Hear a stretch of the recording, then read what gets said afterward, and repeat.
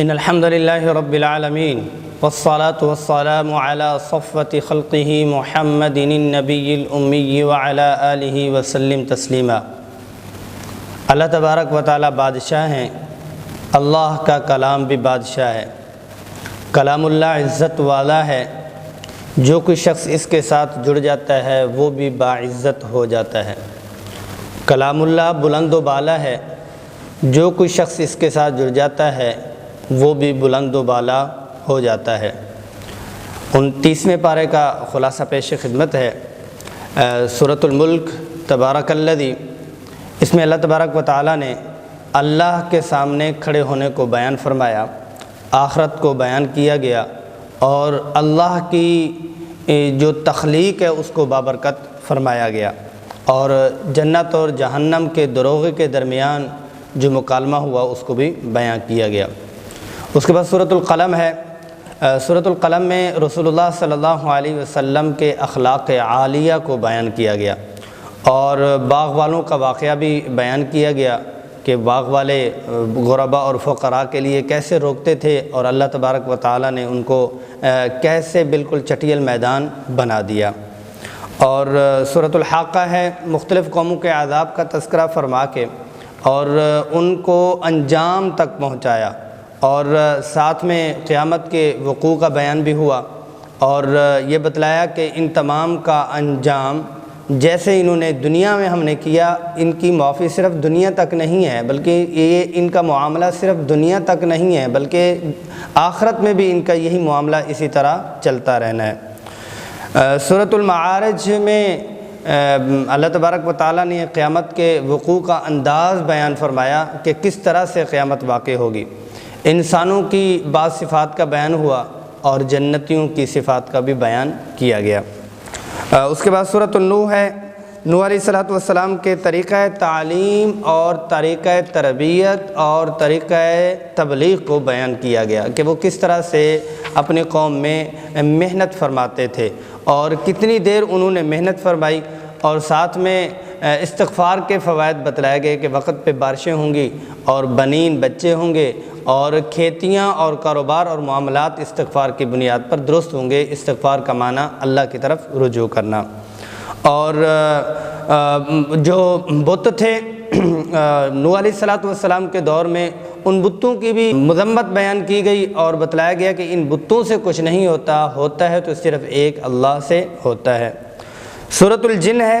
وادی نخلہ میں رسول اللہ صلی اللہ علیہ وسلم نماز ادا فرما رہے تھے طائف کے سفر کے بعد واپسی پہ، تو اس وقت کی کیفیت کو بیان کیا گیا کہ جنوں نے کیسے ایمان لایا، اور کیسے چل کے اپنی قوم کے پاس گئے، اور جا کر ان کو بتلایا کہ ہم نے ایک بہترین اور عجب قرآن مجید سنا ہے، اس کا تذکرہ ہوا۔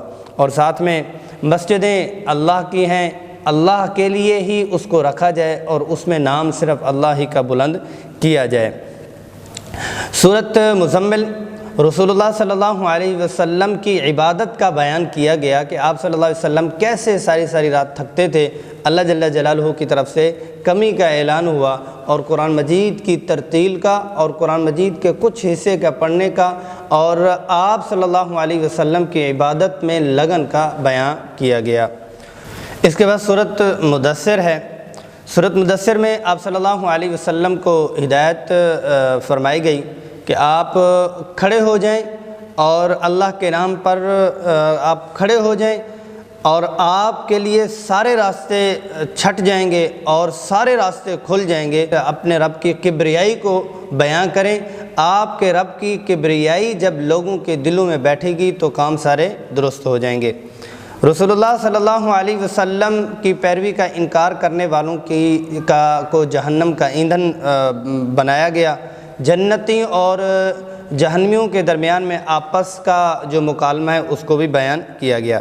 اس کے بعد سورۃ القیامہ ہے کہ قیامت والے دن این المفر، کہاں لوگ بھاگ کے جائیں گے۔ ایک میدان اور ایک پلاٹ اور ایک چھوٹی سی باؤنڈری ہے اللہ کے لیے اس سے کون کہاں بھاگ کے چلا جائے گا، کوئی بھی نہیں۔ این المفر، اللہ جل جلالہ لوگوں کو تو جمع فرمائیں گے ہی چمائیں گے۔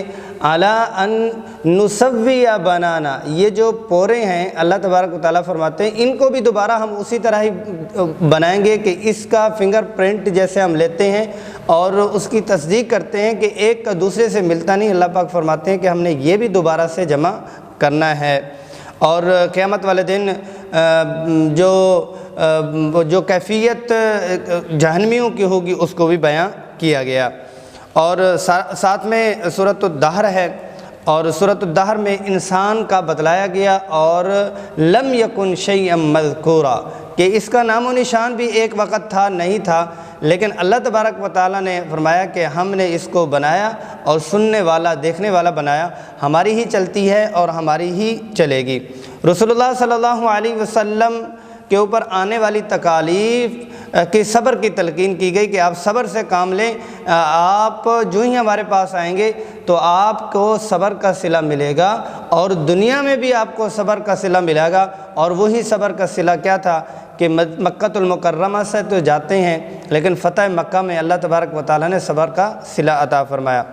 سورۃ المرسلات ہے، قیامت کو بیان تو کیا لیکن قیامت کو بیان کرنے میں ایک ایسا انداز اپنایا، ایسے اسلوب سے بیان فرمایا کہ ہوائیں چلنے والی اور آسمان زمین اور اس پوری کائنات کی کیا حالت ہوگی جب انسان قیامت والے دن اللہ کے سامنے کھڑا ہوگا، اور پوری کیفیت بیان کی گئی جس کی ہولناکی رگوں میں، ایک تو یہ ہے کہ ہولناکی سم ٹائم ایسا ہوتا ہے کہ صرف دماغ میں جاتی ہے، لیکن قیامت کی ہولناکی مرسلات میں جو بیان کی گئی ہے یہ رگوں میں اور ہڈیوں میں جاتی ہے۔ اللہ جل جلالہ ہم سب کو قیامت کی سختیوں سے حفاظت فرمائے۔